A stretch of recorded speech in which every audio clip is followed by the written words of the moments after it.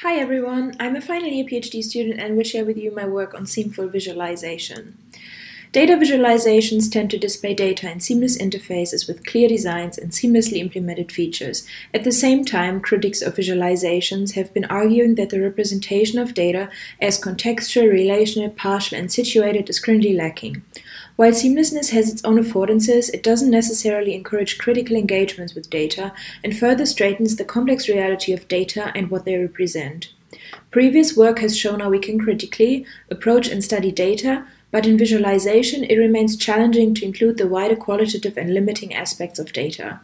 To find more expressive approaches to representing data, we can explore seamful visualization as the opposite to this seamlessness. Previous work has only hinted at the potential of seamful visualization, so to expand the discussion of seams and seamfulness for critical visualization, I explored and reviewed already existing occurrences of literal and metaphorical seams inside and outside of visualization while drawing on previous HCI work on seamful design. This allows me to speculate about seamful visualization in the following. If thinking with seamlessness produces clear and clean visualization designs, thinking with seamfulness could produce messier visualizations. We could integrate distractions, disruptions, inefficiencies, or inconsistencies. We could commit to flaws, imperfections, or blemishes, or find value in unclean and unclear layouts.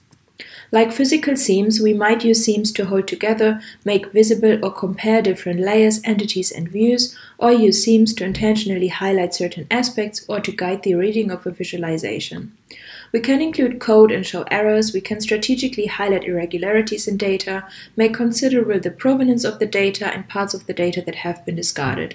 We can include reference points from the real-world phenomenon, reveal the evolution of a visualization, show different states of the data or different data altogether.